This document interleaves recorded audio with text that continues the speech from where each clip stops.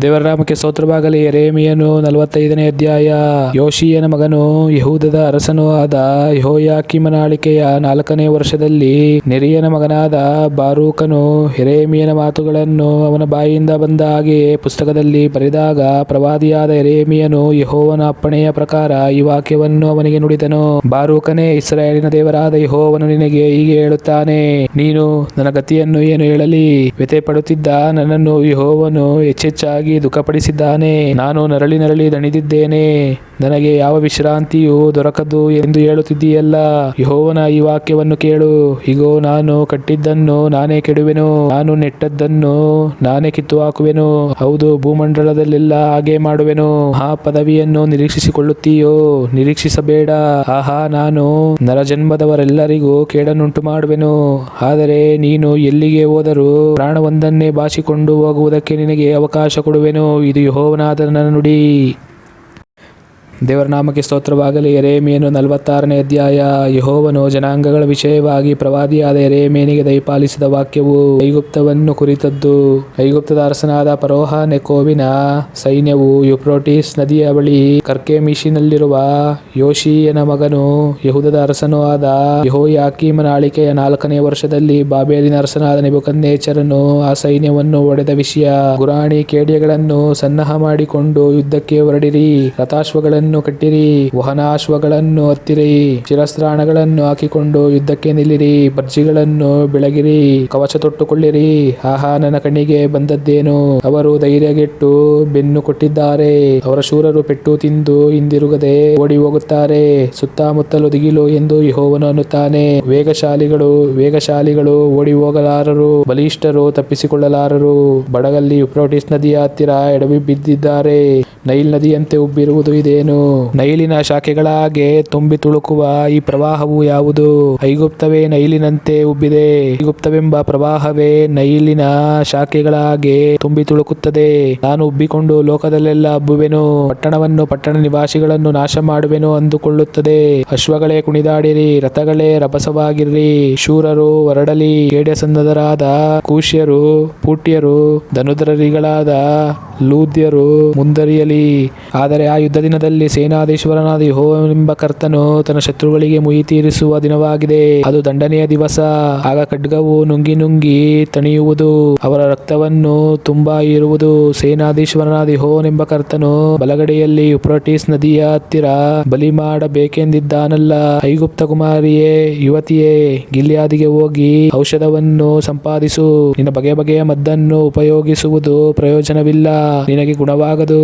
ನಿನ್ನ ಅವಮಾನ ಸುದ್ದಿಯು ಜನಾಂಗಗಳಿಗೆ ಕೇಳ ಬಂದಿದೆ. ನಿನ್ನ ಕೂಗಾಟವು ಲೋಕದಲ್ಲೆಲ್ಲ ತುಂಬಿದೆ. ವೀರನನ್ನು ಎಡವಿ ಇಬ್ಬರು ಬಿದ್ದಿದ್ದಾರೆ. ಬಾಬೆಲಿನ ಅರಸನಾದ ನೆಬೂಕದ್ನೆಚ್ಚರನು ಬಂದು ಐಗುಪ್ತ ದೇಶವನ್ನು ಒಡೆಯುವನು ಎಂಬುದಾಗಿ ಯೆಹೋವನು ಪ್ರವಾದಿಯಾದ ಯೆರೆಮೀಯನಿಗೆ ನುಡಿದ ವಾಕ್ಯವು. ಐಗುಪ್ತದಲ್ಲಿ ಪ್ರಕಟಿಸಿದ ಮೀದೋಲ್, ತಹಪನೇಸ್, ನೋಫ್ ಎಂಬಿ ಪಟ್ಟಣಗಳಲ್ಲಿ ಪ್ರಚುರಪಡಿಸಿರಿ. ಐಗುಪ್ತವೇ, ಸ್ಥಿರವಾಗಿ ನಿಂತುಕೊಂಡು ಸನ್ನದ್ಧವಾಗು, ಖಡ್ಗವು ನಿನ್ನ ಸುತ್ತಲೂ ನುಂಗಿಬಿಟ್ಟಿದೆ ಎಂದು ಸಾರಿರಿ. ನಿನ್ನ ಬಸವ ಬಿದ್ದು ಹೋದದ್ದೇನು? ಯೆಹೋವನು ಅದನ್ನು ಕೆಡವಿದನು, ನಿಲ್ಲಲಾರದೆ ಹೋಯಿತು. ಬಹುಜನರು ಮುಗ್ಗರಿಸುವಂತೆ ಮಾಡಿದನು. ಹೌದು, ಒಬ್ಬರಿಗೊಬ್ಬರು ತಗಲಿ ಬಿದ್ದರು. ನಾವು ಎದ್ದು ಜನ್ಮಭೂಮಿಗೆ ಹೊರಟು ಸ್ವಜನರನ್ನು ಸೇರಿ ಹಿಂಸೆಯನ್ನು ಖಡ್ಗದಿಂದ ತಪ್ಪಿಸಿಕೊಳ್ಳೋಣ ಎಂದುಕೊಂಡರು. ಐಗುಪ್ತದ ಅರಸನಾದ ಫರೋಹನು ದಡಾಮನೆ ಬಿದ್ದನು, ಯುಕ್ತ ಸಮಯವನ್ನು ಉಪೇಕ್ಷಿಸಿದನು ಎಂದು ಅಲ್ಲಿ ಕೂಗಿದರು. ಸೇನಾಧೀಶ್ವರನಾದ ಯೆಹೋವನೆಂಬ ನಾಮವುಳ್ಳ ರಾಜಾಧಿರಾಜನು ಇಂತೆನ್ನುತ್ತಾನೆ, ನನ್ನ ಜೀವದಾಣೆ, ಇಗೋ, ಪರ್ವತಗಳನ್ನು ಮೀರುವ ತಾಬೋರ್ ಬೆಟ್ಟದಂತೆಯೂ ಸಮುದ್ರದಿಂದೆದ್ದಿರುವ ಕರ್ಮೇಲ್ ಗುಡ್ಡದ ಹಾಗೂ ಉನ್ನತನಾದವನೊಬ್ಬನು ಬರುವನು. ಐಗುಪ್ತದಲ್ಲಿ ವಾಸಿಸುವ ಯುವತಿಯೇ, ಸೆರೆಗೆ ಬೇಕಾದ ಸಾಮಗ್ರಿಗಳನ್ನು ಒದಗಿಸಿಕೋ. ನೋಫ್ ಪಟ್ಟಣವು ಹಾಳಾಗಿ ಸುಟ್ಟು ನಿರ್ನಾಮವಾಗುವುದು, ನಿರ್ಜನವಾಗುವುದು. ಐಗುಪ್ತವು ಅಂದವಾದ ಕಡಸಾಗಿದೆ, ತೊಣಚೆಯು ಬಡಗಲಿಂದ ಅದರ ಮೇಲೆ ಬಂದಿದೆ. ಸಂಬಳಕ್ಕಾಗಿ ಐಗುಪ್ತವನ್ನು ಸೇರಿರುವ ದಂಡಾಳುಗಳು ಕೊಬ್ಬಿದ ಕರುಗಳಂತಿದ್ದಾರೆ. ಅವರು ಬೆನ್ನು ಕೊಟ್ಟು ಓಡಿ ಹೋಗಿದ್ದಾರೆ, ನಿಲ್ಲಲೇ ಇಲ್ಲ. ಅವರಿಗೆ ವಿಪತ್ಕಾಲವು ಒದಗಿದೆ, ದಂಡನೆಯ ದಿನವು ಸಂಭವಿಸಿದೆ. ಐಗುಪ್ತವು ಓಡಿ ಹೋಗುವ ಶಬ್ದವು ಸರಿಯುವ ಸರ್ಪದ ಸಪ್ಪಳಕ್ಕೆ ಸಮಾನವಾಗಿರುವುದು. ಶತ್ರುಗಳು ದಂಡೆತ್ತಿ ಬಂದು ಕಟ್ಟಿಗೆ ಕಡಿಯುವವರಂತೆ ಕೊಡಲಿಗಳಿಂದ ಅದರ ಮೇಲೆ ಬೀಳುವರು. ಅವರು ಮಿಡತೆಗಳಿಗಿಂತಲೂ ಅಸಂಖ್ಯರಾಗಿ ದಾಟಲಾಗದ ಐಗುಪ್ತದ ದಟ್ಟವಾದ ಕಾಡನ್ನು ಕಡಿದು ಹಾಕುವರು. ಇದು ಯೆಹೋವನ ನುಡಿ. ನೋಡಿ, ಐಗುಪ್ತವೆಂಬ ಯುವತಿಯು ಅವಮಾನಕ್ಕೆ ಗುರಿಯಾಗುವಳು, ಬಡಗಲವರ ಕೈವಶವಾಗುವಳು. ಇಸ್ರಾಯೇಲಿನ ದೇವರು ಸೇನಾಧೀಶ್ವರನು ಆದ ಯೆಹೋವನು ಇಂತೆನ್ನುತ್ತಾನೆ, ಇಗೋ, ನಾನು ನೋ ಪಟ್ಟಣದಲ್ಲಿನ ಆಮೋನ್ ದೇವತೆ ಫರೋಹ, ಐಗುಪ್ತದ ದೇವತೆಗಳು, ಅಲ್ಲಿನ ಅರಸರು, ಅಂತೂ ಫರೋಹನನ್ನು ಅವನಲ್ಲಿ ನಂಬಿಕೆ ಇಟ್ಟವರನ್ನು ದಂಡಿಸಿ ಅವರ ಪ್ರಾಣವನ್ನು ಹುಡುಕುವ ಬಾಬೇಲಿನ ಅರಸನಾದ ನೆಬೂಕದ್ನೆಚ್ಚರನ ಮತ್ತು ಅವನ ಸೇವಕರ ಕೈಗೆ ಕೊಟ್ಟು ಬಿಡುವೆನು. ಆನಂತರ ಅಲ್ಲಿ ಪೂರ್ವಕಾಲದ ಹಾಗೆ ಜನರು ವಾಸಿಸುವರು. ಅದು ಯೆಹೋವನ ನುಡಿ. ನನ್ನ ಸೇವಕ ಯಾಕೋಬೇ, ಭಯಪಡಬೇಡ, ಇಸ್ರಾಯೇಲೇ, ಅಂಜಬೇಡ. ಇಗೋ, ನಾನು ನಿನ್ನನ್ನು ದೂರದೇಶದಿಂದ ಉದ್ಧರಿಸುವೆನು, ನಿನ್ನ ಸಂತಾನವನ್ನು ಸೆರೆ ಹೋದ ಸೀಮೆಯಿಂದ ರಕ್ಷಿಸುವೆನು. ಯಾಕೋಬು ಹಿಂದಿರುಗಿ ನೆಮ್ಮದಿಯಾಗಿಯೂ ಹಾಯಾಗಿಯೂ ಇರುವುದು, ಯಾರೂ ಅದನ್ನು ಎದುರಿಸರು. ನನ್ನ ಸೇವಕ ಯಾಕೋಬೇ, ಭಯಪಡಬೇಡ, ನಾನು ನಿನ್ನೊಂದಿಗಿದ್ದೇನೆ. ನಾನು ಯಾವ ಜನಾಂಗಗಳಿಗೆ ನಿನ್ನನ್ನು ಅಟ್ಟಿದೆನೋ ಆ ಜನಾಂಗಗಳನ್ನೆಲ್ಲ ನಿರ್ಮೂಲ ಮಾಡುವೆನು. ನಿನ್ನನ್ನು ನಿರ್ಮೂಲ ಮಾಡೆನು, ಮಿತಿಮೀರಿ ಶಿಕ್ಷಿಸೆನು, ಆದರೆ ಶಿಕ್ಷಿಸದೆ ಬಿಡುವುದಿಲ್ಲ. ಇದು ಯೆಹೋವನ ನುಡಿ. ದೇವರ ನಾಮಕ್ಕೆ ಸ್ತೋತ್ರವಾಗಲಿ. ಯೆರೆಮೀಯ 47ನೇ ಅಧ್ಯಾಯ. ಫರೋಹನು ಗಾಜಾ ಊರನ್ನು ಹೊಡೆದದಕ್ಕೆ ಮುಂಚಿತವಾಗಿ ಯೆಹೋವನು ಫಿಲಿಷ್ಟಿಯರ ವಿಷಯವಾಗಿ ಪ್ರವಾದಿಯಾದ ಯೆರೆಮೀಯನಿಗೆ ದಯಪಾಲಿಸಿದ ವಾಕ್ಯ. ಯೆಹೋವನು ಇಂತೆನ್ನುತ್ತಾನೆ, ಇಗೋ, ಪ್ರವಾಹವು ಬಡಗಲಿಂದ ಹೊರಟು ತುಂಬಿ ತುಳುಕುವ ತೊರೆಯಾಗಿ ದೇಶವನ್ನು, ಅದರಲ್ಲಿರುವ ಸಮಸ್ತವನ್ನು, ಪಟ್ಟಣವನ್ನು, ಅದರ ನಿವಾಸಿಗಳನ್ನು ಆಕ್ರಮಿಸುವುದು. ಆಗ ಅಲ್ಲಿನವರು ಮೊರೆ ಇಡುವರು, ದೇಶದವರೆಲ್ಲ ಗೋಳಾಡುವರು. ಶತ್ರುವಿನ ತುರಗಗಳ ಗೊರಸುಗಳು ನೆಲವನ್ನು ಅಪ್ಪಳಿಸುವ ಶಬ್ದಕ್ಕೂ, ರಥಗಳ ರಭಸಕ್ಕೂ, ಚಕ್ರಗಳ ಬಿರುಗುಟ್ಟುವಿಕೆಗೂ ತಂದೆಗಳು ಹೆದರುತ್ತಾ ಜೋಲುಗೈಯವರಾಗಿ ತಮ್ಮ ಮಕ್ಕಳನ್ನು ಹಿಂದಿರುಗಿ ನೋಡರು. ಏಕೆಂದರೆ ಆ ದಿನದಲ್ಲಿ ಫಿಲಿಷ್ಟಿಯರೆಲ್ಲರೂ ಸೂರೆಯಾಗುವರು. ತೂರಿನ ಮತ್ತು ಚೀದೋನಿನ ಸಹಾಯಕರಲ್ಲಿ ಕಳೆದುಳಿದವರೆಲ್ಲರೂ ನಿರ್ಮೂಲವಾಗುವರು. ಕಫ್ತೋರ್ ದ್ವೀಪದವರಿಂದ ಉನ್ನತರಾದ ಫಿಲಿಷ್ಟಿಯರನ್ನು ಯೆಹೋವನೇ ಸೂರೆ ಮಾಡುವನು. ಗಾಜಾ ಊರು ಬೋಳಿಸಿಕೊಂಡಿದೆ, ಅಷ್ಕೆಲೋನ್ ನಾಶ ಹೊಂದಿದೆ. ಫಿಲಿಷ್ಟಿಯರ ಬಯಲು ಸೀಮೆಯಲ್ಲಿ ಉಳಿದ ಪಟ್ಟಣವೇ, ನಿನ್ನನ್ನು ಎಂದಿನವರೆಗೆ ಕತ್ತರಿಸಿಕೊಳ್ಳುತ್ತಿರುವಿ. ಅಯ್ಯೋ ಯೆಹೋವನ ಖಡ್ಗವೇ, ಇನ್ನೆಷ್ಟರವರೆಗೆ ವಿಶ್ರಾಂತಿಗೊಳ್ಳದೆ ಇರುವಿ? ನಿನ್ನನ್ನು ಹೊರೆಯಲ್ಲಿ ಅಣಗಿಕೋ, ಶಾಂತಿಗೊಳ್ಳು, ಸುಮ್ಮನಿರು. ಖಡ್ಗವು ವಿಶ್ರಾಂತಿಗೊಳ್ಳುವುದು ಹೇಗೆ?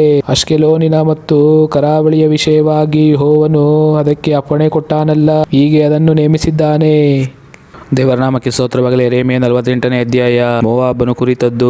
ಇಸ್ರಾಯೇಲಿನ ದೇವರು ಸೇನಾಧೀಶ್ವರನಾದ ಯೆಹೋವನು ಇಂತೆನ್ನುತ್ತಾನೆ, ಅಯ್ಯೋ, ನೆಬೋರಿನ ಗತಿಯನ್ನು ಏನು ಹೇಳಲಿ? ಅದು ಹಾಳಾಯಿತು.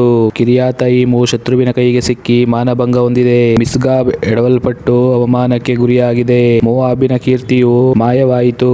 ಶತ್ರುಗಳು ಹೆಷ್ಬೋನಿನಲ್ಲಿ ದೇಶಕ್ಕೆ ಕೇಡನ್ನು ಕಲ್ಪಿಸಿ, ಮೋವಾಬು ಇನ್ನು ಜನಾಂಗವೆನಿಸಿಕೊಳ್ಳದೆ ಅದನ್ನು ನಿರ್ಮೂಲ ಮಾಡೋಣ ಬನ್ನಿರಿ ಎಂದು ಆಲೋಚಿಸಿಕೊಂಡಿದ್ದಾರೆ. ಮದ್ಮೇನೆ, ನೀನು ಸಹ ಸುಮ್ಮನಾಗುವಿ, ಖಡ್ಗವು ನಿನ್ನನ್ನು ಹಿಂದಟ್ಟುವುದು. ಅಯ್ಯೋ, ಸೂರೆ ಹೋದೆವು, ಬಹುನಾಶವಾದೆವು ಎಂಬ ಕೂಗಾಟವು ಹೊರೋನಾಯಿಮಿನಿಂದ ಕೇಳಬರುತ್ತದೆ.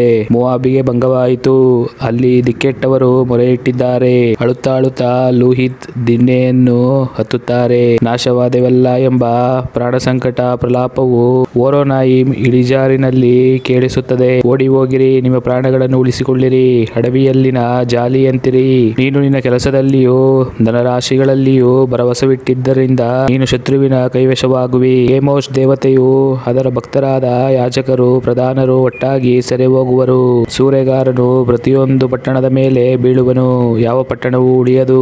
ಯೆಹೋವನು ನುಡಿದಂತೆಯೇ ತಗ್ಗಿನ ಭೂಮಿಯು ಹಾಳಾಗುವುದು, ಮೇಲ್ನಾಡು ನಾಶವಾಗುವುದು. ಮೋವಾಬಿಗೆ ರೆಕ್ಕೆ ಕಟ್ಟಿರಿ, ಅದು ಹಾರಿ ಹೋಗಬೇಕಲ್ಲ, ಅದರ ಪಟ್ಟಣಗಳು ಹಾಳು ಬಿದ್ದು ನಿರ್ಜನವಾಗುವವು. ಯೆಹೋವನು ನೇಮಿಸಿದ ಕೆಲಸದಲ್ಲಿ ಆಲಸ್ಯಗಾರನು ಶಾಪಗ್ರಸ್ತನಾಗಲಿ. ತನ್ನ ಕತ್ತಿಯನ್ನು ರಕ್ತ ಸುರಿಸದಂತೆ ತಡೆಯುವವನಿಗೆ ಶಾಪ ತಗಲಿ. ಮೋವಾಬು ಚಿಕ್ಕತನದಿಂದಲೂ ನೆಮ್ಮದಿಯಾಗಿದೆ. ಅದು ಮಡ್ಡಿಯ ಮೇಲೆ ನಿಂತಿರುವ ದ್ರಾಕ್ಷಿ ಅರಸದಂತಿದೆ. ಅದನ್ನು ಪಾತ್ರೆಯಿಂದ ಪಾತ್ರೆಗೆ ಯಾರೂ ಒಯ್ಯಲಿಲ್ಲ, ಅದು ಸೆರೆ ಹೋಗಲಿಲ್ಲ. ಆದ ಕಾರಣ ಅದರ ರುಚಿಯು ಅದರಲ್ಲಿದೆ, ಅದರ ವಾಸನೆಯು ಬೇರ್ಪಡಲಿಲ್ಲ. ಹೀಗಿರಲು ಯೆಹೋವನು ಇಂತೆನ್ನುತ್ತಾನೆ, ಇಗೋ, ಮುಂದಿನ ಕಾಲದಲ್ಲಿ ನಾನು ಇವರ ಬಳಿಗೆ ಕೊಯ್ಯತಕ್ಕವರನ್ನು ಕಳುಹಿಸುವೆನು. ಅವರು ಅದನ್ನು ಕೊಯ್ದು ಬಿಡುವರು, ಪಾತ್ರೆಗಳನ್ನು ಬರಿದು ಮಾಡುವರು, ಗಡಿಗೆಗಳನ್ನು ಒಡೆದು ಬಿಡುವರು. ಆಗ ಇಸ್ರಾಯೇಲ್ ವಂಶದವರು ತಮಗೆ ಭರವಸವಾದ ಬೆತೇಲಿನಿಂದ ಆಶಾಭಂಗಪಟ್ಟಂತೆ ಮೋವಾಬ್ಯರು ಕೆಮೋಷಿನಿಂದ ಆಶಾಭಂಗಪಡುವರು. ನಾವು ಶೂರರು, ಯುದ್ಧ ಪ್ರವೀಣರಾದ ಪರಾಕ್ರಮಶಾಲಿಗಳು ಎಂದು ನೀವು ಅಂದುಕೊಳ್ಳುವುದು ಹೇಗೆ? ಮೋವಾಬು ಹಾಳಾಗಿದೆ, ಸುಟ್ಟು ಹೋದ ಅದರ ಪಟ್ಟಣಗಳಿಂದ ಹೊಗೆಯು ಎದ್ದಿದೆ. ಅದರ ಯುವಕ ಶ್ರೇಷ್ಠರು ಹತರಾಗುವುದಕ್ಕೆ ಇಳಿದು ಹೋಗಿದ್ದಾರೆ. ಇದು ಸೇನಾಧೀಶ್ವರನಾದ ಯೆಹೋವನೆಂಬ ನಾಮವುಳ್ಳ ರಾಜಾಧಿರಾಜರ ನುಡಿ. ಮೋವಾಬಿಗೆ ದುರ್ಗತಿ ಸಮೀಪಿಸಿದೆ, ವಿಪತ್ತು ಬೇಗ ಬರುವುದು. ಮೋವಾಬಿನ ನೆರೆಹೊರೆಯವರೇ, ಅದರ ಹೆಸರುವಾಸಿಯನ್ನು ಬಲ್ಲವರೇ, ನೀವೆಲ್ಲರೂ ಅದಕ್ಕಾಗಿ ಎದೆ ಬಡಕೊಳ್ಳಿರಿ. ಅಯ್ಯೋ, ಬಲವಾದ ಕೋಲು, ಮಹಿಮೆಯ ದಂಡವು ಮುರಿದು ಹೋಯಿತಲ್ಲ ಎಂದು ಪ್ರಲಾಪಿಸಿರಿ. ಯುವತಿಯೇ, ದಿಬೋನ್ ಪುರಿಯೇ, ನಿನ್ನ ಮಹಿಮೆ ಪದವಿಯಿಂದ ಕೆಳಗಿಳಿದು ಬಾಯಾರಿದವಳಾಗಿ ಕೂತುಕೋ. ಮೋವಾಬನ್ನು ಹಾಳು ಮಾಡುವವನು ನಿನಗೆ ವಿರುದ್ಧವಾಗಿ ಬಂದು ನಿನ್ನ ಕೋಟೆ ಕೊತ್ತಲುಗಳನ್ನು ಕೆಡವಿದ್ದಾನಲ್ಲ. ಆರೋಯೇರಿನವರೇ, ದಾರಿಯ ಮಗಲಲ್ಲಿ ನಿಂತುಕೊಂಡು ನೋಡಿರಿ. ಓಡಿ ಹೋಗುವವನನ್ನು, ತಪ್ಪಿಸಿಕೊಳ್ಳುವವಳನ್ನು ಏನಾಯಿತು ಎಂದು ವಿಚಾರಿಸಿರಿ. ಮೋವಾಬು ಭಂಗಪಟ್ಟು ಅವಮಾನಕ್ಕೆ ಈಡಾಗಿದೆ. ಗೋಳಾಡಿರಿ, ಅರಿಚಿರಿ. ಮೋವಾಬು ಹಾಳಾಯಿತೆಂದು ಅರ್ನೋನಿನ ತೀರದಲ್ಲಿ ತಿಳಿಸಿರಿ. ಮೇಲ್ನಾಡಿಗೆ ದಂಡನೆಯಾಗಿದೆ. ಒಲೋನ್, ಯಾಚಾ, ಮೆಫಾತ್, ದಿಬೋನ್, ನೆಬೋ, ಬೆತ್ ದಿಬ್ಲಾತಾಯಿಮ್, ಕಿರಿಯಾತಾಯಿಮ್, ಬೆತ್ಗಾಮೂಲ್, ಬೆತ್ಮೆಯೋನ್, ಕೆರಿಯೋತ್, ಬೋಚ್ರಾ. ಅಂತೂ ದೂರದ ಹತ್ತಿರದ ಮೋವಾಬಿನ ಎಲ್ಲಾ ಪಟ್ಟಣಗಳಿಗೂ ದಂಡನೆಯಾಗದೇ ಇಲ್ಲ. ಮೋವಾಬಿನ ಕೊಂಬು ಕಡಿದು ಬಿದ್ದಿದೆ, ಅದರ ತೋಳು ಮುರಿದು ಹೋಗಿದೆ. ಇದು ಯೆಹೋವನ ನುಡಿ. ಮೋವಾಬಿಗೆ ತಲೆಗೇರ ಕುಡಿಸಿರಿ. ಅದು ಯೆಹೋವನನ್ನು ತಿರಸ್ಕರಿಸಿ ಉಬ್ಬಿಕೊಂಡಿತ್ತಲ್ಲ. ಅದು ತನ್ನ ವಾಂತಿಯಲ್ಲಿ ದೊಪ್ಪನೆ ಬಿದ್ದು ಗೇಲಿಗೆ ಗುರಿಯಾಗುವುದು. ಇಸ್ರಾಯೇಲು ನಿನಗೆ ಗೇಲಿಯಾಯಿತಷ್ಟೇ. ಅದು ಕಳ್ಳರ ಗುಂಪಿನಲ್ಲಿ ಸೇರಿದ್ದಾಗಿ ಹಿಡಿಯಲ್ಪಟ್ಟಿತ್ತೇನೋ. ನೀನು ಇಸ್ರಾಯೇಲಿನ ಪ್ರಸ್ತಾಪ ಎತ್ತುವಾಗೆಲ್ಲ ತಲೆಯಾಡಿಸುತ್ತೀಯಲ್ಲವೇ. ಮೋವಾಬ್ಯರೇ, ಪಟ್ಟಣಗಳನ್ನು ಬಿಟ್ಟು ಬಂಡೆಯ ಗುಹೆಗಳಲ್ಲಿ ವಾಸಿಸಿರಿ. ಹಳ್ಳಕೊಳ್ಳದ ಆಚೆಯ ಪಕ್ಕೆಯಲ್ಲಿ ಗೂಡನ್ನು ಕಟ್ಟಿಕೊಳ್ಳುವ ಪಾರಿವಾಳದಂತಿರಿ. ಮೋವಾಬ್ಯರಿಗೆ ಬಹು ಸೊಕ್ಕೇರಿದೆ ಎಂಬ ಅವರ ಹೆಮ್ಮೆಯ ಸುದ್ದಿಯು, ಅವರ ಡಂಭ, ಅಹಂಕಾರ, ಸ್ವಾಭಿಮಾನ, ಸ್ವಪ್ರತಿಷ್ಠೆ ಇವುಗಳ ಸಮಾಚಾರವು ನಮ್ಮ ಕಿವಿಗೆ ಬಿದ್ದಿವೆ. ಯೆಹೋವನು ಹೇಳುವುದೇನೆಂದರೆ, ಅವರ ಗರ್ವೋದ್ರೇಕವು ನನಗೆ ಗೊತ್ತು. ಅದು ಬರೀ ಬುರುಡೆಯೇ. ಅವರು ಕೊಚ್ಚಿಕೊಳ್ಳುವುದೆಲ್ಲ ನಿರರ್ಥಕ ಎಂಬುದೇ. ಆದ ಕಾರಣ ನಾನು ಮೋವಾಬಿನ ನಿಮಿತ್ತ ಗೋಳಾಡುವೆನು. ಹೌದು, ಇಡೀ ದೇಶದ ದುರ್ಗತಿಯನ್ನು ನೋಡಿ ಪ್ರಲಾಪಿಸುವೆನು. ಕೀರ್ ಹೆರೆಸಿನವರ ವಿಷಯವಾಗಿ ನರಳಾಟವಾಗುವುದು. ಸಿಬ್ಮಾದ ದ್ರಾಕ್ಷಾಲತೆಯೇ, ಯಜೇರಿನ ನಿಮಿತ್ತ ಅಳುವುದಕ್ಕಿಂತಲೂ ನಿನ್ನನ್ನು ಕಂಡು ಹೆಚ್ಚಾಗಿ ಹೇಳುವೆನು. ನಿನ್ನ ಶಾಖೆಗಳು ಸಮುದ್ರದಾಚೆಗೂ ಯಜೇರಿನ ಸರೋವರದವರೆಗೂ ವ್ಯಾಪಿಸಿದವಲ್ಲ. ಈಗ ನೀನು ಹಣ್ಣು ಹಂಪಲ ಮೇಲೆಯೂ ದ್ರಾಕ್ಷಿಯ ಸುಗ್ಗಿಯ ಮೇಲೆಯೂ ಸೂರೆಗಾರನು ಬಿದ್ದಿದ್ದಾನೆ. ಹರ್ಷಾನಂದಗಳು ತೋಟಗಳಿಂದಲೂ ಮೋವಾಬಿನ ಇಡೀ ದೇಶದಿಂದಲೂ ತೊಲಗಿವೆ. ತೊಟ್ಟಿಗಳಲ್ಲಿ ದ್ರಾಕ್ಷಿಯ ರಸವು ಇಲ್ಲದಂತೆ ಮಾಡಿದ್ದೇನೆ. ಯಾರು ತೊಟ್ಟಿಯಲ್ಲಿ ತುಳಿಯುತ್ತಾ ಹರ್ಷಧ್ವನಿಗೈಯರು. ಕೇಳಿಸುವ ಧ್ವನಿಯು ಹರ್ಷಧ್ವನಿಯಲ್ಲ. ಹೆಷ್ಬೋನಿನಿಂದ ಎಲೆಯಾಲೆಯ ಮತ್ತು ಯಹಾಚಿನವರೆಗೂ ಅರಿಚಿಕೊಳ್ಳುತ್ತಾರೆ. ಚೋಯಾರಿನಿಂದ ಹೊರೋನಾಹಿಮಿನ ಮತ್ತು ಎಗ್ಲಾತ್ ಶೆಲಿಶಿಯದವರೆಗೆ ಕಿರಿಚಿಕೊಳ್ಳುತ್ತಾರೆ. ನಿಮ್ರೀಮ್ ಹಳ್ಳವು ಹಾಳಾಗಿದೆ. ಮೋವಾಬಿನೊಳಗೆ ಪೂಜಾ ಸ್ಥಳದಲ್ಲಿ ಬಲಿಯರ್ಪಿಸುವವರನ್ನು ತಮ್ಮ ದೇವರುಗಳಿಗೆ ಧೂಪ ಹಾಕುವವರನ್ನು ನಿರ್ಮೂಲ ಮಾಡುವೆನು. ಇದು ಯೆಹೋವನ ನುಡಿ. ಆದದರಿಂದ ಮೋವಾಬಿನ ಮತ್ತು ಕೀರ್ ಹೆರೆಸಿನವರ ನಿಮಿತ್ತ ನನ್ನ ಹೃದಯವು ಕೊಳಲುಗಳಂತೆ ಮೊರೆ ಇಡುತ್ತದೆ. ಮೋವಾಬ್ಯರು ಕೂಡಿಸಿಟ್ಟ ಹೇರಳವಾದ ಆಸ್ತಿಯು ಮಾಯವಾಯಿತಲ್ಲ. ಎಲ್ಲರ ತಲೆಯು ಬೋಳು, ಎಲ್ಲರ ಗಡ್ಡವು ವಿಕಾರ, ಎಲ್ಲರ ಕೈಯಲ್ಲಿ ಗಾಯ, ಎಲ್ಲರ ನಡುವಿನ ಮೇಲೆ ಗೋಣಿತಟ್ಟು. ಮೋವಾಬಿನ ಎಲ್ಲಾ ಮಾಳಿಗೆಗಳ ಮೇಲೆಯೂ ಚೌಕಗಳಲ್ಲಿಯೂ ರೋದನವು ತುಂಬಿದೆ. ಮೋವಾಬನು ಯಾರಿಗೂ ಇಷ್ಟವಲ್ಲದ ಮಡಿಕೆಯಂತೆ ಒಡೆದು ಬಿಟ್ಟಿದ್ದೇನೆ ಎಂದು ಯೆಹೋವನು ಅನ್ನುತ್ತಾನೆ. ಆಹಾ, ಭಂಗವಾಯಿತು, ಕಿರಿಚಿಕೊಳ್ಳುತ್ತಾರಲ್ಲ. ಓಹೋ, ಮೋವಾಬು ನಾಚಿಕೆಯಿಂದ ಬೆನ್ನು ತೋರಿಸಿದೆ. ಅದರ ನೆರೆಹೊರೆಯವರು ಹಣಕಿಸುವುದಕ್ಕೂ ಬೆಚ್ಚಿ ಬೀಳುವುದಕ್ಕೂ ಆಸ್ಪದವಾಗಿದೆ. ಯೆಹೋವನು ಇಂತೆನ್ನುತ್ತಾನೆ, ಇಗೋ, ಮೋವಾಬಿನ ಮೇಲೆ ಎರಗಬೇಕೆಂದು ಶತ್ರುವು ರಣಹದ್ದಿನಂತೆ ರೆಕ್ಕೆಗಳನ್ನು ಹರಡಿ ಹಾರುವನು. ಪಟ್ಟಣಗಳನ್ನು ಹಿಡಿದಿದ್ದಾನೆ, ಕೋಟೆಗಳನ್ನು ಆಕ್ರಮಿಸಿದ್ದಾನೆ. ಆ ದಿನದಲ್ಲಿ ಮೋವಾಬಿನ ಶೂರರ ಎದೆಯು ಏರುವ ಹೆಂಗಸಿನ ಎದೆಯಂತೆ ಅದರುವವು. ಮೋವಾಬು ಯೆಹೋವನನ್ನು ತಿರಸ್ಕರಿಸಿ ಉಬ್ಬಿಕೊಂಡಿದ್ದರಿಂದ ಇದು ಹಾಳಾಗಿ ಇನ್ನು ಜನಾಂಗವೆನಿಸಿಕೊಳ್ಳದು. ಯೆಹೋವನು ಇಂತೆನ್ನುತ್ತಾನೆ, ಮೋವಾಬಿನ ನಿವಾಸಿಯೇ, ಭಯವೂ ಗುಂಡಿಯೂ ಬಲೆಯೂ ನಿನಗೆ ಕಾದಿದೆ. ಭಯಕ್ಕೆ ಓಡುವವನು ಗುಂಡಿಯಲ್ಲಿ ಬೀಳುವನು, ಗುಂಡಿಯಿಂದ ಹತ್ತಿ ಬರುವವನು ಬಲೆಗೆ ಸಿಕ್ಕುವನು. ನಾನು ದಂಡನೆಯ ವರ್ಷವನ್ನು ಮೋವಾಬಿಗೆ ಬರಮಾಡುವೆನಷ್ಟೇ. ಇದು ಯೆಹೋವನ ನುಡಿ. ಪಲಾಯನವಾದವರು ಬಲಗುಂದಿದವರಾಗಿ ಹೆಷ್ಬೋನಿನ ನೆರಳಲ್ಲಿ ನಿಂತಿದ್ದಾರೆ. ಆದರೆ ಸೀಹೋನ್ನ ರಾಜ್ಯಕ್ಕೆ ಸೇರಿದ ಹೆಷ್ಬೋನಿನಿಂದಲೂ ಅಗ್ನಿಜ್ವಾಲೆ ಹೊರಟು ಮೋವಾಬಿನ ಕೆನ್ನೆಯನ್ನು ಯುದ್ಧವೀರರ ನೆತ್ತಿಯನ್ನು ನುಂಗಿಬಿಟ್ಟಿದೆ. ಮೋವಾಬ್ಯರೇ, ನಿಮ್ಮ ಗತಿ ಏನೆಂದು ಹೇಳಲಿ. ಕೆಮೋಷಿನ ಭಕ್ತರು ನಾಶವಾದರು, ನಿನ್ನ ಗಂಡು ಹೆಣ್ಣು ಮಕ್ಕಳು ಗಡೀಪಾರಾಗಿ ಸೆರೆಯಾದರು. ಆದರೂ ಅಂತ್ಯದಲ್ಲಿ ನಾನು ಮೋವಾಬಿನ ದುರವಸ್ಥೆಯನ್ನು ತಪ್ಪಿಸುವೆನು ಎಂದು ಯೆಹೋವನು ಅನ್ನುತ್ತಾನೆ. ಮೋವಾಬಿನ ವಿಷಯವಾದ ನ್ಯಾಯ ತೀರ್ಪು ಇದೆ. ದೇವರ ನಾಮಕ್ಕೆ ಸ್ತೋತ್ರವಾಗಲಿ. ಯೆರೆಮೀಯ 49ನೇ ಅಧ್ಯಾಯ. ಆಮೋನ್ಯರನ್ನು ಕುರಿತದ್ದು. ಯೆಹೋವನು ಇಂತೆನ್ನುತ್ತಾನೆ, ಇಸ್ರಾಯೇಲಿಗೆ ಮಕ್ಕಳಿಲ್ಲವೋ? ಬಾಧ್ಯನೂ ಇಲ್ಲವೋ? ಮಲ್ಕಾಮ್ ದೇವತೆಯು ಗಾದಿನ ಸೀಮೆಯನ್ನು ಸ್ವಾಧೀನ ಮಾಡಿಕೊಂಡಿರುವುದೇಕೆ? ಮಲ್ಕಾಮನ ಪ್ರಜೆಗಳು ಗಾದಿನ ಪಟ್ಟಣಗಳಲ್ಲಿ ಏಕೆ ವಾಸಿಸುತ್ತಾರೆ? ಆದ್ದರಿಂದ ಇಗೋ, ಶತ್ರುಗಳು ನನ್ನ ಅಪ್ಪಣೆಯ ಮೇರೆಗೆ ರಬ್ಬಾ ಎಂಬ ಅಮ್ಮೋನ್ಯರ ಪಟ್ಟಣದ ಮೇಲೆ ಬಿದ್ದು ಯುದ್ಧಘೋಷ ಮಾಡುವ ದಿನಗಳು ಬರುವವು. ಆ ಪಟ್ಟಣವು ಹಾಳುದಿಬ್ಬವಾಗುವುದು, ಅದಕ್ಕೆ ಸೇರಿದ ಗ್ರಾಮಗಳು ಬೆಂಕಿಯಿಂದ ಸುಟ್ಟು ಹೋಗುವವು. ಆಗ ಇಸ್ರಾಯೇಲು ತನ್ನನ್ನು ವಶ ಮಾಡಿಕೊಂಡವರನ್ನು ತಾನು ವಶ ಮಾಡಿಕೊಳ್ಳುವುದು. ಇದು ಯೆಹೋವನ ನುಡಿ. ಹೆಷ್ಬೋನಿನವರೇ, ಗೋಳಾಡಿರಿ, ಆಯಿ ಎಂಬ ಊರು ಹಾಳಾಯಿತು. ರಬ್ಬಾ ಪಟ್ಟಣಕ್ಕೆ ಸೇರಿದ ಗ್ರಾಮಗಳವರೇ, ಕಿರಿಚಿರಿ, ಗೋಣಿತಟ್ಟನ್ನು ಸುತ್ತಿಕೊಳ್ಳಿರಿ, ಪ್ರಲಾಪಿಸಿರಿ, ಹಟ್ಟಿಗಳಲ್ಲಿ ಅತ್ತಿತ್ತ ಓಡಾಡಿರಿ. ಏಕೆಂದರೆ ಮಲ್ಕಾಮ್ ದೇವತೆಯು ಅದರ ಯಾಜಕರು ಪ್ರಧಾನರು ಒಟ್ಟಾಗಿ ಸೆರೆಗೆ ಹೋಗುವರು. ನನ್ನ ಮೇಲೆ ಯಾರು ತಾನೇ ಬಿದ್ದಾರು ಎಂದು ಸ್ವಂತ ಆಸ್ತಿಪಾಸ್ತಿಯಲ್ಲಿ ಭರವಸವಿಟ್ಟಿರುವ ಭ್ರಷ್ಟಾದೇಶವೇ, ನನ್ನ ತಗ್ಗುಗಳಲ್ಲಿ ತುಂಬಾ ನೀರು ಹರಿಯುತ್ತವೆಂದು ಏಕೆ ಕೊಚ್ಚಿಕೊಳ್ಳುತ್ತೀ? ಸೇನಾಧೀಶ್ವರನಾದ ಯೆಹೋವನೆಂಬ ಕರ್ತನು ಇಂತೆನ್ನುತ್ತಾನೆ, ಇಗೋ, ನಿನ್ನ ನೆರೆಹೊರೆಯವರೆಲ್ಲರೂ ನಿನಗೆ ಭಯಸ್ಪಾದರಾಗುವಂತೆ ಮಾಡುವೆನು. ನಿನ್ನವರಲ್ಲಿ ಪ್ರತಿಯೊಬ್ಬನು ನಿಂತ ಮುಖವಾಗಿಯೇ ಅಟ್ಟಲ್ಪಡುವನು. ಚೆದರಿದವರನ್ನು ಕೂಡಿಸುವುದಕ್ಕೆ ಯಾರು ಇಲ್ಲವಾಗುವುದು. ಆದರೂ ಕಾಲಾಂತರದಲ್ಲಿ ಅಮ್ಮೋನ್ಯರ ದುರಾವಸ್ಥೆಯನ್ನು ತಪ್ಪಿಸುವೆನು. ಇದು ಯೆಹೋವನ ನುಡಿ. ಏದೋಮ್ಯರ ಕುರಿತದ್ದು. ಸೇನಾಧೀಶ್ವರನಾದ ಯೆಹೋವನು ಇಂತೆನ್ನುತ್ತಾನೆ, ತೇಮಾನ್ ಸೀಮೆಗಿದ್ದ ಬುದ್ಧಿಯು ಇನ್ನಿಲ್ಲವೋ? ವಿವೇಕಿಗಳ ಆಲೋಚನೆ ಶಕ್ತಿಯು ಅಳಿದು ಹೋಯಿತೋ? ಅವರ ಜ್ಞಾನವು ಮಾಯವಾಯಿತೋ? ದೇದಾನಿನವರೇ, ಹಿಂದಿರುಗಿರಿ, ಓಡಿ ಹೋಗಿರಿ, ಒಳಪ್ರಾಂತ್ಯದಲ್ಲಿ ವಾಸಿಸಿರಿ. ಏಕೆಂದರೆ ನಾನು ಏದೋಮನ್ನು ದಂಡಿಸುವ ಕಾಲದಲ್ಲಿ ಏಸಾವನಿಗೆ ವಿಧಿಸಿದ ಆಪತ್ತನ್ನು ಅದರ ಮೇಲೆ ಬರಮಾಡುವೆನು. ದ್ರಾಕ್ಷಿ ಹಣ್ಣನ್ನು ಕೀಳುವವರು ನಿನ್ನ ಕಡೆಗೆ ಬಂದರೆ ಅಕ್ಕಲನ್ನು ಉಳಿಸುವುದಿಲ್ಲ. ಕಳ್ಳರು ರಾತ್ರಿ ವೇಳೆಯಲ್ಲಿ ನುಗ್ಗಿದರೆ ತಮಗೆ ಸಾಕಾಗುವವರೆಗೂ ಹಾಳು ಮಾಡುವರು. ನಾನೇ ಏಸಾವನ ಆಸರೆಯನ್ನು ಕಿತ್ತಿದ್ದೇನೆ, ಅವನ ಗುಪ್ತ ಸ್ಥಳಗಳನ್ನು ಬಟ್ಟಾಬೈಲು ಮಾಡಿದ್ದೇನೆ. ಅವಿತುಕೊಳ್ಳಲಾರನು. ಅವನ ಸಂತಾನದವರು, ಸಹೋದರರು, ನೆರೆಹೊರೆಯವರು ಹಾಳಾದರು, ಅವನು ಇಲ್ಲವಾದನು. ನೀನು ನಿನ್ನ ಅನಾಥರನ್ನು ಬಿಡು, ನಾನೇ ಅವರನ್ನು ಉಳಿಸುವೆನು. ನಿನ್ನ ವಿಧವೆಯರು ನನ್ನಲ್ಲಿ ಭರವಸವಿಡಲಿ. ಯೆಹೋವನು ಇಂತೆನ್ನುತ್ತಾನೆ, ಪಾತ್ರೆಯಲ್ಲಿ ಕುಡಿಯುವುದು ಯಾರ ಪಾಲಿಗೆ ಬರಲಿಲ್ಲವೋ ಅವರೇ ಖಂಡಿತ ಕುಡಿಯಬೇಕಾಗಿರುವಲ್ಲಿ ನೀನು ಅದಕ್ಕೆ ತಪ್ಪಿಸಿಕೊಂಡೀಯಾ? ಆಗುವುದೇ ಇಲ್ಲ.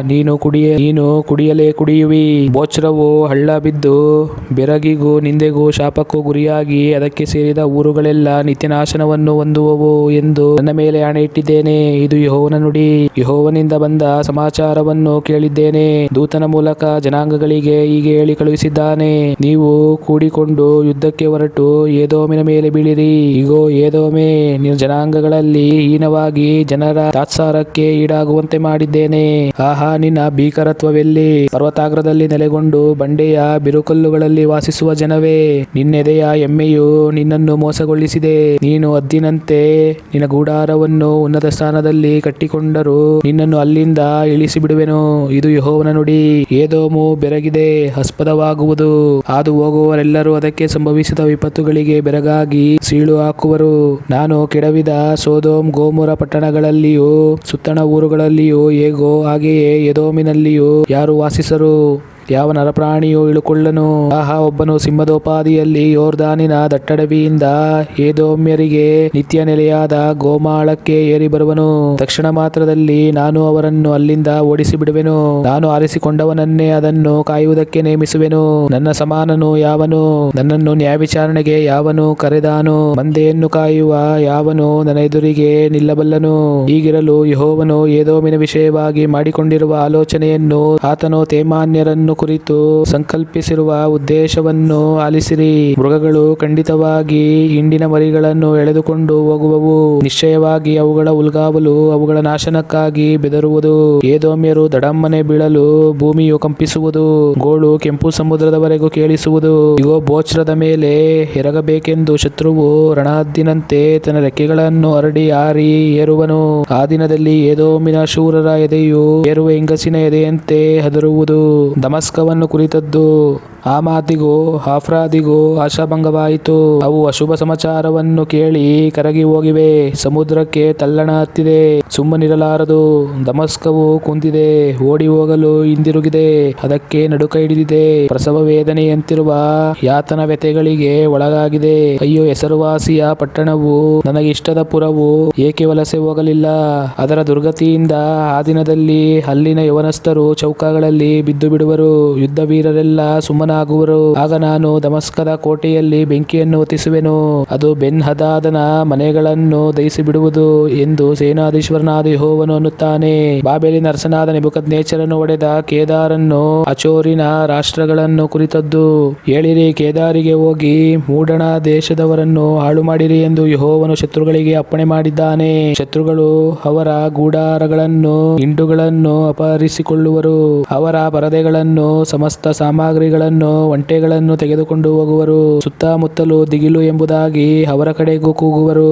ಯೆಹೋವನು ಇಂತೆನ್ನುತ್ತಾನೆ, ಆಚೋರಿನವರೇ ಓಡಿ ಹೋಗಿರಿ, ದೂರ ಅಲೆದಾಡಿರಿ, ಒಳಪ್ರಾಂತದಲ್ಲಿ ವಾಸಿಸಿರಿ, ಏಕೆಂದರೆ ಬಾಬೆಲಿನ ಅರಸನಾದ ನೆಬೂಕದ್ನೆಚ್ಚರನು ನಿಮಗೆ ಕೇಡನ್ನು ಬಗೆದು ನಿಮ್ಮ ನಾಶನಕ್ಕೆ ಉಪಾಯವನ್ನು ಕಲ್ಪಿಸಿಕೊಂಡಿದ್ದಾನೆ. ಬಾಬೆಲಿನವರೇ ಏಳಿರಿ, ಹಗುಳಿಯು ಬಾಗಿಲು ಬೇಕೆನ್ನದೆ ನೆಮ್ಮದಿಯಿಂದ ನಿರ್ಭಯವಾಗಿ ಪ್ರತ್ಯೇಕ ವಾಸಿಸುವ ಜನಾಂಗದ ಮೇಲೆ ಬೀಳಿರಿ. ಅವರ ಒಂಟೆಗಳು ಕೊಳ್ಳೆಯಾಗುವವು, ಅವರ ಲೆಕ್ಕವಿಲ್ಲದ ದನಕುರಿಗಳು ಸೂರೆ ಹೋಗುವವು.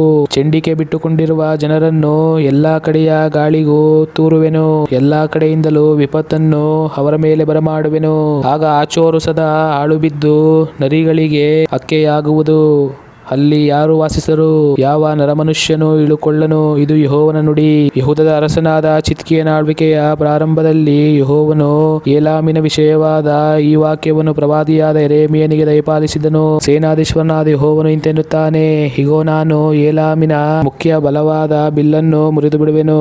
ನಾನು 4 ದಿಕ್ಕುಗಳಿಂದಲೂ 4 ಗಾಳಿಗಳನ್ನು ಏಲಾಮ್ಯರ ಮೇಲೆ ಬರಮಾಡಿ ಅವರನ್ನು ಆಯಾ ಗಾಳಿಗಳಿಗೆ ತೂರಿಬಿಡುವೆನು.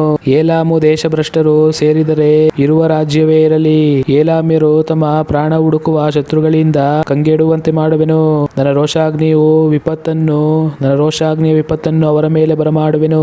ಇದು ಯೆಹೋವನ ನುಡಿ. ಅವರು ನಿರ್ಮೂಲವಾಗುವ ತನಕ ಅವರ ಹಿಂದೆ ಖಡ್ಗವನ್ನು ಅಟ್ಟುವೆನು. ನನ್ನ ಸಿಂಹಾಸನವನ್ನು ಏಲಾಮಿನಲ್ಲಿ ಸ್ಥಾಪಿಸಿ ಆ ದೇಶದ ಅರಸನನ್ನು ಪ್ರಧಾನರನ್ನು ಅಳಿಸಿ ಬಿಡುವೆನು. ಇದು ಯೆಹೋವನ ನುಡಿ. ಆದರೂ ಕಟ್ಟಕಡೆಯಲ್ಲಿ ಏಲಾಮಿನ ದುರವಸ್ಥೆಯನ್ನು ತಪ್ಪಿಸುವೆನು. ಇದು ಯೆಹೋವನ ನುಡಿ.